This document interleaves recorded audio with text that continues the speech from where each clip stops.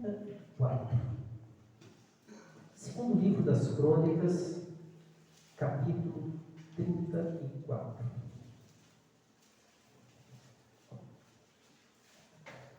Nós vamos ler apenas os versículos 1 e 2.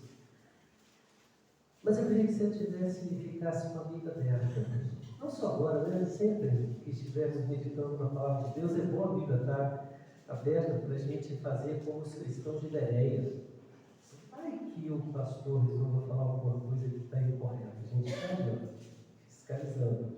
Porque a palavra que tem que ser pregada, não a vontade do pastor. Não é? Segundo Crônicas, capítulo 34, versículos 1 e 2, diz assim: Tinha Josias 8 anos de idade quando começou a reinar, e reinou 31 anos em Jerusalém. Fez o que era reto perante o Senhor. Andou em todo o caminho de Davi, seu pai, e não se desviou nem para a direita e nem para a esquerda. Amém. Então, quando a gente olha a história de Israel, é muito interessante. 4 reis que têm um destaque muito grande. Ezequias, aquele famoso rei que, quando Deus falou, ponha em ordem a tua casa, porque olha, seu prazo de validade acabou, você vai morrer. Ele olhou e disse: Deus, eu estou tão novo ainda, tive tantas coisas boas, estou tão feliz, sabe, todo aquele momento tão maravilhoso, não me tira agora não, me dá um tempinho a mais. Sabe, às vezes a gente faz essa oração a Deus e a gente não sabe a loucura que a gente está pedindo, né? Eu ouvi uma vez um pregador que disse que talvez o ato mais terrível que pode acontecer na nossa vida é Deus atender a nossa oração. E Ezequias, Deus atende. Vou te dar 15 anos a mais. E nesses 15 anos nasceu o seu sucessor, Manassés, que foi considerado o pior rei, o mais cruel de todos os reis de Israel. Só para ter uma ideia, enquanto Ezequias servia o Senhor, Manassés ofereceu seu filho em sacrifício a Moloque. Moloque era uma estátua de aproximadamente uns 3 metros, oca por dentro. Eles colocavam madeira, queimava, e quando os braços de Moloque estavam incandescentes, eles colocavam os bebês nos braços incandescentes de Moloque como sacrifício, para pedir a bênção dele. Manassés foi quem ofereceu e desviou o coração de Israel. Após ele veio Amon, que foi outro que durante 22 anos, que reinou durante 2 anos em Jerusalém, seguindo os caminhos de Manassés, fazendo Israel pecar a tal ponto que quando nasce Josias, que tinha apenas 8 anos, Josias tinha apenas 8 anos, quando Amon morre e ele tem que assumir o trono, é uma criança. Alguns detalhes daquela história se tornam interessantes. Para começar, eles já não sabiam mais onde ficava a palavra de Deus. Já dando um spoiler do próprio sermão daqui a pouco, né? Nós vamos perceber que um dos atos mais notáveis da história de Josias é que eles encontraram, enquanto reformavam o templo, a lei. É como se estivéssemos nos últimos 20 anos de história da igreja em Capacione pregando, mas não soubéssemos o que é a Bíblia. Imagina uma pregação em que a Bíblia não é mais conhecida, não existe mais entre nós. Ali estava o livro da lei perdido na casa de Deus. E esse livro foi encontrado durante o tempo de Josias. Eu quero primeiro enfatizar a situação de Israel, a presença da adoração a estranhos, de Baal, de outros ídolos, a decadência moral, espiritual, a decadência que estava ao redor de Israel era tão grande que nem na casa onde se ministrava ao Senhor era mais presente o livro base, o texto central, aquilo que deveria ser aquela que deveria ser a fonte a jorrar para que o povo conhecesse a Deus. Qual a chance do Evangelho prosperar? É claro, o Evangelho é uma figura do Novo Testamento, ou a lei de Deus prosperar em um contexto como esse. É um tempo de afastamento pleno da palavra de Deus. E é interessante que nós estamos vivendo tempos parecidos. Aliás, os dias em que vivemos são dias em que a palavra de Deus tem sido discutida não para ser seguida, mas a palavra ela precisa ser modificada, alterada. Palavras do tipo, está na hora de atualizarmos a Bíblia, como se fosse um aplicativo que a gente vê que está ficando muito lento, vai lá e manda atualizar em novas versões, e cada versão se adapta melhor à nossa realidade. A palavra de Deus começa a ser sumida dos púlpitos, começa a desaparecer do coração de cada um de nós. Aliás, já dei um vídeo que viu nessa linha hoje. O que está acontecendo conosco? O que está acontecendo com a igreja? Bom, o texto que nós lemos, ele nos faz entender que a igreja hoje precisa de servos como aqueles que serviram no tempo de Josias.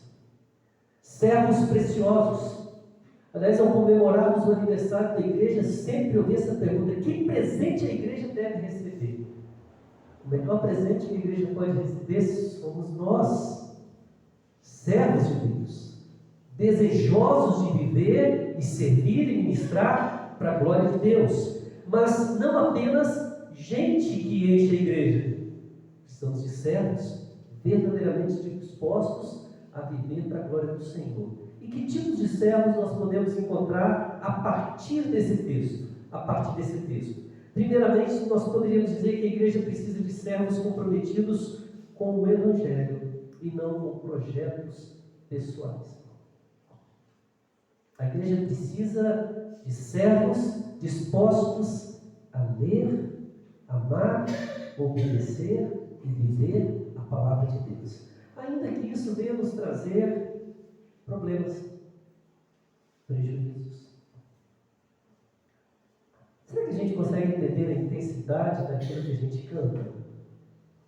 O texto cantado aqui hoje, a música do Projeto Solo, é muito interessante, que ela fala de Isaías 53, mas vai lá para Filipenses também, quando fala daquele que foi um exemplo de serviço para nós, e vai dizer que esse exemplo deve ser praticado em nossa vida, porque ele, sendo Deus, assumiu a forma de servo. E foi fiel e obediente até a morte. E a morte mais cruel, vergonhosa, humilhante que se podia ter, a morte de cruz. A igreja precisa de servos comprometidos com o Evangelho que exalta e glorifica o nome do Senhor e a grandeza de Deus. Aliás, essa foi a primeira atitude de Josias, quando ele assumiu. O texto vai dizer, a partir do versículo 3, que no primeiro ato dele, ainda no 8º ano dele, ele ainda moço, não havia, digamos assim, assumido a maioridade, ele toma uma decisão: vamos restaurar o templo, vamos reordenar as coisas de Deus. Dá para ter uma ideia assim de que parece que ainda alguns resquícios da educação lá de Ezequias ainda estavam presentes na família real e atingiu o coração de Josias. E Josias, criança ainda, depois adolescente, ele olha e diz: precisamos fazer alguma coisa para modificar. E o que acontece naquele local quando ele decide tirar aquelas ruínas e transformar a casa de Deus em um ambiente renovado, restaurado? Bom, alguns podem dizer: talvez Josias tenha feito isso apenas para cumprir uma questão histórica. Afinal de contas, o templo era o local central da adoração. Tudo bem que desde Manassés ele já não era mais o principal foco de adoração do povo. Tudo bem que aquele local, outrora tão maravilhoso, tão dedicado para o serviço ao Senhor, já estava relegado às ruínas, ao ponto que nós vamos ler nos relatos o estado que estava a casa de Deus. Mas vamos ver no relato a fidelidade com que os trabalhadores dedicaram-se ao serviço do Senhor. Irmãos, muitas vezes a gente olha o estado em que a igreja está, e deixa eu usar esse termo, não somente o estado das suas construções, o estado do que a gente vê no nosso dia a dia.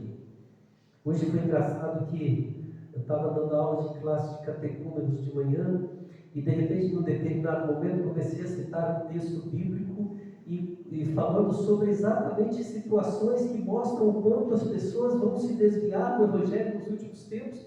E, de repente, o pessoal começou a dizer: isso acontece em tal lugar, isso acontece em tal lugar, isso acontece em tal lugar, vejam isso aqui, vejam isso ali. E às vezes saltam aos nossos olhos, e a gente começa a ver essas coisas e a gente diz assim: dá vontade até mesmo de desanimar da casa de Deus. Os exemplos. Mas Josias vai e toma uma atitude diferente. Ele fala: vou restaurar essa casa. Eu quero ver a palavra de Deus sendo pregada. O interessante no texto é que dá a ideia de que ele não tinha a menor ideia de que encontraria ali um precioso livro da lei. Aliás, a ideia que nós temos é que Josias não conhecia esse livro da lei. Será que nós estamos dispostos a fazer algo diferente do que o mundo espera de nós? Para fazer aquilo que Deus requer de nós? Será que a amizade do mundo, o respeito do mundo, as ações do mundo são tão importantes para que nós tenhamos amizade, interesse sincero, para que eles olhem para nós e gostem de nós? Será que Deus nos chama para sermos servos fiéis, tão zelosos, que estamos dispostos a encontrar com o Rei do trono, ainda que para isso tenhamos que passar pela cruz? Quer dar um presente para a igreja? Seja comprometido com o Evangelho, não com pessoas. Seja comprometido com Jesus, não com projetos pessoais, não com sonhos, não com as coisas que parecem populares, as coisas que parecem agradáveis, as coisas que saltam aos nossos olhos, aceleram o nosso coração. Seja compromisso com a palavra pregada, com a palavra que foi encontrada naquela casa, que estava em ruínas, mas foi reencontrada, que homens decidiram servir ao Senhor de coração e restaurar aquele tempo. Mas nós precisamos de uma outra qualidade. Do versículo 8 ao versículo 13, nós vamos encontrar uma situação muito interessante, porque Josias agora, ele restaura aquilo que estava abandonado na casa do Senhor. E nós vamos começar a reparar que a obra de Josias mostra que ele não somente está fazendo um projeto, um compromisso de restauração, mas um compromisso sincero de amor àquele cujo tempo representava. Nós somos servos que amem a Cristo, não a igreja. O que é isso, pastor? Eu ouvi uma frase uma vez, para nós pastores, que foi o pastor Ricardo Agreste que falou isso, em uma palestra, e na hora me deu uma angústia profunda. Ele disse que Deus chamou nós, pastores, para poder sermos os amigos do noivo, que cuidam da noiva de Cristo e a preparam para o casamento. Olha que privilégio! Não é um privilégio ser um ministro assim? Imagina só, ele vai colocar a gente e falar assim: olha, você é o responsável por adornar a noiva, cuidar da noiva, preparar a noiva, porque eu, seu amigo, vou chegar, e quando eu chegar, eu espero encontrá-la pronta. O pastor Ricardo Agreste disse que muitos ministros, muitos líderes da igreja, muitas pessoas que assumiram esse compromisso, esqueceram que eram amigos do noivo e se apaixonaram pela noiva e forçaram a noiva e trataram a noiva como sua e a violentaram. E quando o noivo chegou, ela não estava imaculada, ela estava maculada. Irmãos, é terrível, porque muitas vezes nós estamos dispostos a morrer pelo local onde estamos, e não por aquele que morreu por nós. A igreja precisa de servos que olhem para Jesus e o amem tanto, que ainda que a igreja venha a lhe tentar, e isso é possível, ele vai dizer não, como José disse. Ainda que a sua pregação seja uma pregação que lhe traz constantes conflitos, como foi com Jeremias, a ponto de ser lançado numa cisterna para que fossem todos testemunhos de que ele estava mentindo. E lá na cisterna ele diz que se ele fosse, se fosse mentira, não se cumpriria, ele realmente estaria naquele local ali, não seria um profeta, não seria a voz de Deus. E o que acontece é que mesmo na calamidade ele vê a voz de Deus se cumprir. Às vezes a gente quer as glórias, quer as honras, mas não quer servir com amor a Jesus. Às vezes a gente quer servir a denominação, às vezes a gente quer servir a nossa história, e às vezes é um perigo isso, porque muitas vezes nós não estamos oferecendo para a igreja o que ela mais precisa, que é o amor que nós temos por Jesus como Senhor da nossa casa. A igreja precisa de servos dispostos a viver para a glória do Senhor Jesus, como nós vemos na história de Josias, que por amor a Deus, ele se dispôs a viver e a servir para a glória do Senhor. E o texto vai dizer uma coisa interessante na continuação. Eles acham, durante a construção, o livro da lei, e levam para Ilquias, o sacerdote. E o texto vai dizer que Ilquias, quando ele lê, Safã, na verdade, que lê o livro perante ele, ele fica impressionado, diz assim: o rei precisa ouvir esse texto. E apesar, olha só, apesar da obra estar sendo restaurada, com toda a dedicação, com todo o zelo, com todo o carinho, com todo o compromisso, apesar do templo estar sendo restaurado por um amor profundo, verdadeiro, que o rei Josias e todos que ali trabalhavam dedicavam ao Senhor, ao Deus de Israel, apesar de toda a circunstância ao redor, eles ainda não sabiam o conteúdo da lei. E a lei é lida diante de Josias. E o texto diz que Josias fica tão perdido diante do que está lendo. Em outras palavras, ele toma ciência ali de que o povo de Israel se desviou muito do caminho do Senhor, que o povo de Israel se afastou bastante daquilo que era o seu propósito, e ele imediatamente procura, o texto diz que ele rasga suas vestes e fala: olha, consultem o Senhor por mim. E eles vão procurar uma profetisa chamada Uda e conversam com ela, e ali naquele momento ele entende o que precisa fazer, e a continuação desse texto é a ordem do rei a todos os anciãos de Judá, de Jerusalém, a todo o povo que subam à casa do Senhor, para que renovem a aliança diante do Senhor, para que voltem a se comprometer, serem o povo da palavra de Deus, não o povo da moda, não o povo que é manipulado, mas o povo que é fiel à palavra de Deus. A igreja precisa de pessoas comprometidas com Deus. Não é apenas assistência, é serviço. Não é apenas vir e ver, é vir e participar. A igreja precisa de pessoas que amem a Cristo mais do que a igreja. A igreja precisa de pessoas, de servos dispostos a amar profundamente a Jesus, a ponto de que aquela palavra que Pedro declarou, mas não cumpriu, ainda que todos estes te abandonem, eu jamais. A igreja precisa de servos que façam o contrário, não declarem, mas se mantenham fiéis até a morte. Mas a igreja precisa de servos que vejam a palavra de Deus e queiram reescrever a sua história, não a Bíblia.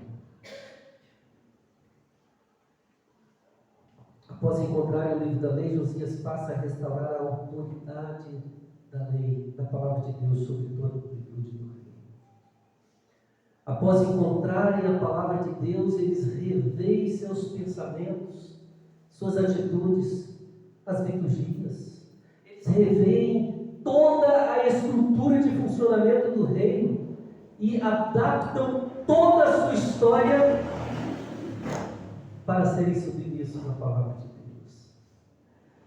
E Irmãos, nós precisamos hoje de ter essa força de resistência. Por favor, não usem termos como somos poucos, somos fracos. Durante mais de 100 anos, Deus enviou vários homens pequenos e frágeis para clamarem para que a história da igreja se tornasse de novo a história da palavra de Deus. Esses homens pequenos e frágeis se chamaram pré-reformadores. Mas foi um monge menor ainda, mais frágil ainda, numa cidade interiorana, que Deus usou como instrumento para poder voltar a colocar a palavra de Deus no centro da nossa fé, do nosso ministério. Deus não está escolhendo com base na nossa capacidade de sermos eloquentes, de sermos bons, de termos os recursos. Deus está olhando para nós e dizendo assim: você está aqui para que a minha palavra faça diferença na sua vida. Quer? Deixe o resto com o Senhor. Apenas se comprometa a não ser como o mundo quer que nós sejamos. E aí a gente diz assim: a palavra de Deus fala isso, mas não é tão assim. A gente pode ser um pouquinho mais maleável, a gente pode entender. Veja bem, eu não estou dizendo aqui, por favor, que a gente tem que sair daqui e sair brigando com o mundo. Isso é um problema sério que a gente tem, e muitas vezes é o diabo que faz isso com a gente. Acha que a gente tem que disputar força com o mundo. Quem disputa a força lá é o Senhor. Nós não somos chamados para brigar, nós somos chamados para servir. E o servir significa que a história da palavra de Deus, essa história daquele livro que nós lemos, que nós ouvimos, que a pregação todos os dias, não somente nos domingos, vem para trocar o nosso coração, para transformar a nossa vida. É para que aqui a gente diga, ainda que o mundo resolva reescrever a Bíblia, no meu coração, a Bíblia reescreve a minha história. É o meu testemunho. Eu era cego e agora eu vejo. Eu não sei quem ele era, mas quando ele passou para a minha vida, ele passou e abriu a visão. Olha, eu não sei explicar, eu só sei que eu sou aquele cara que ficava na porta ali pedindo esmola, e alguém veio e disse: em nome de Jesus, levanta o teu. Eu não posso saber o que aconteceu, mas eu sei que depois que aquela palavra entrou no meu coração, eu que estava blasfemando dele, falando para ele assim: se tu és o Deus verdadeiro, desce da cruz. De repente eu cheguei, mudei de opinião com o meu colega, ele continuou blasfemando, mas eu cheguei e disse: não é possível, esse que está aí no meio, ele tem algo diferente. Eu virei para o meu colega e disse: rapaz, você não deve falar isso, estando diante do lado de Deus. E então eu olho para ele e falo: lembra de mim quando estiveres no teu reino. Irmãos, precisaram de algumas poucas horinhas de um ladrão ao lado de Jesus na cruz, para sua história ser modificada, transformada. E somente ele, a gente pode dizer: esse está no céu. Porque foi Jesus que disse: hoje mesmo estarás comigo no paraíso. A igreja precisa de pessoas que foram impactadas por Jesus, tiveram seu coração transformado e desejaram olhar agora para tudo que viram, ainda que seja um reino, e dizer: precisamos renovar a nossa aliança. Precisamos resgatar a nossa alegria de viver para a glória deste Senhor, a quem amamos e com quem nos comprometemos. Nós podemos ser hoje o maior presente para a igreja. O que precisamos é nos dispor a mostrar ao mundo o poder da palavra de Deus para transformar a nossa vida. E cumprirmos com zelo e dedicação a nossa missão.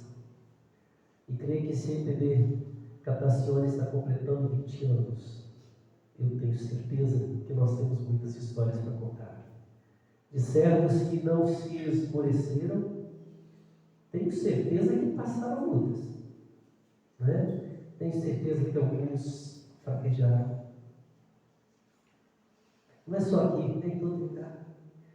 Mas a história continua através de servos que se comprometem firmemente com a palavra de Deus, com o Evangelho, que amam profundamente a Cristo e que sabem que a palavra e a ação mais poderosa que pode ser existir é a transformação do nosso coração.